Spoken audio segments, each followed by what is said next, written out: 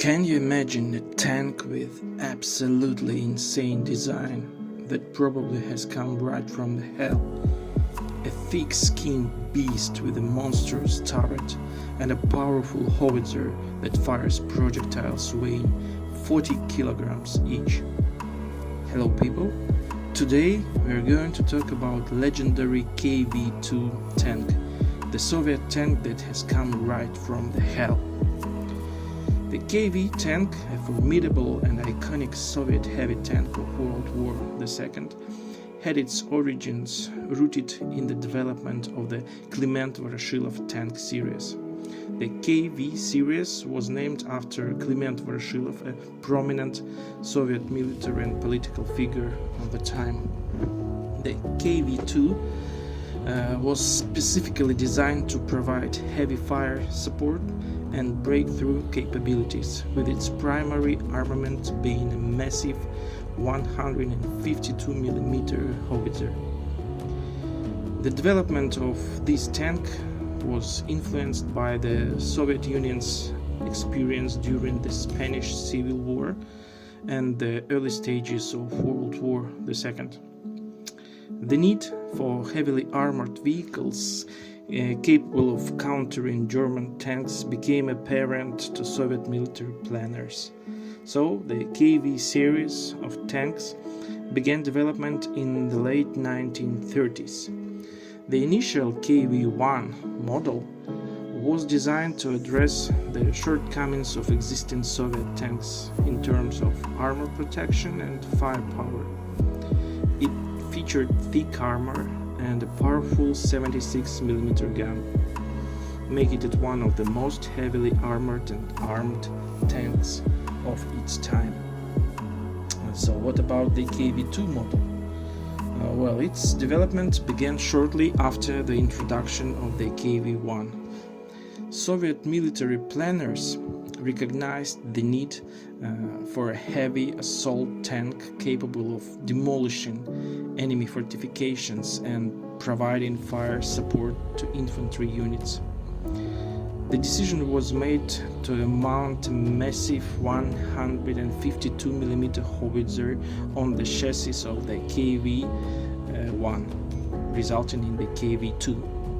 However, the KV-2 tank featured a modified chassis based on the KV-1 design, since it was going to be much heavier.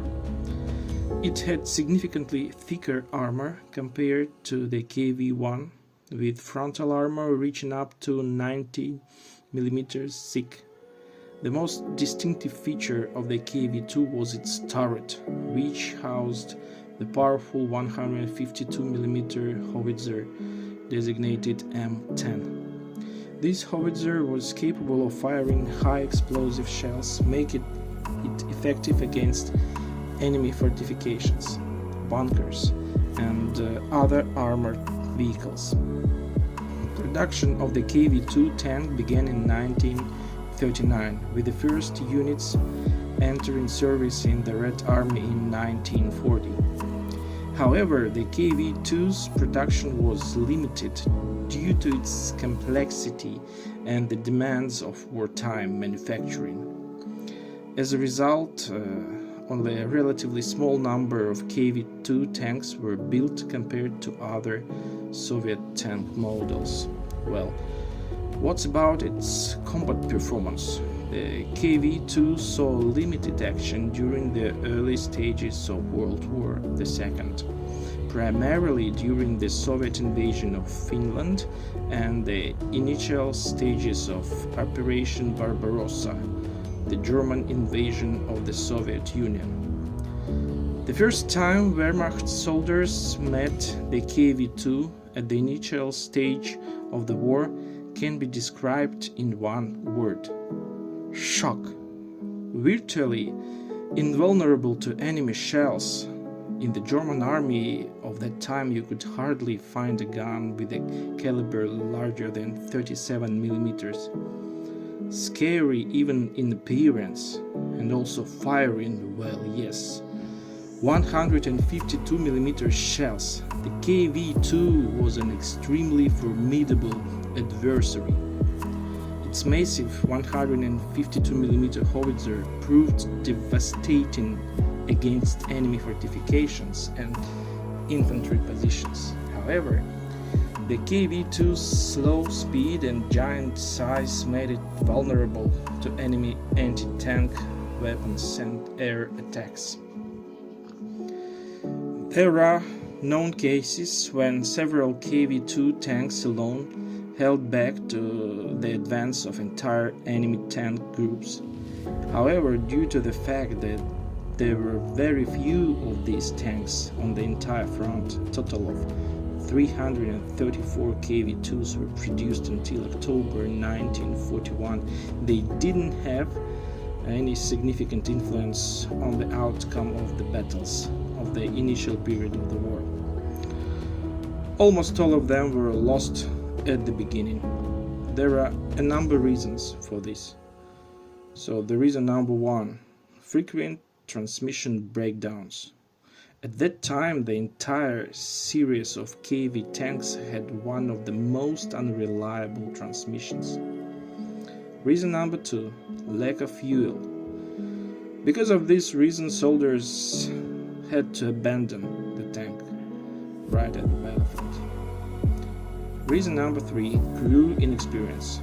The crews were transferred from T-26 light tanks to this giant monster, so they were not very successful driving it.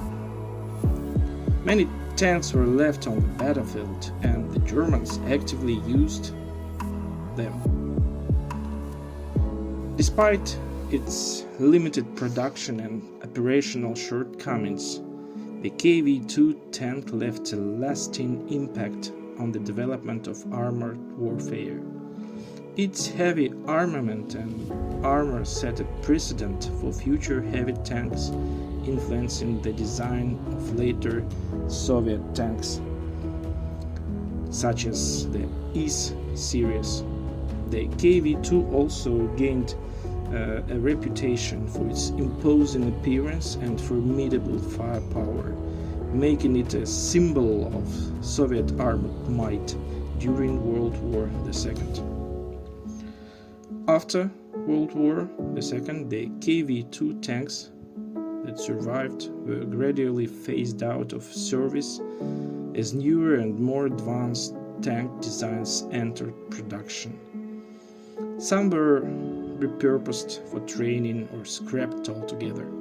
However, the KV-2's legacy endured through its contributions to Soviet armored doctrine and its iconic status in the annals of military history.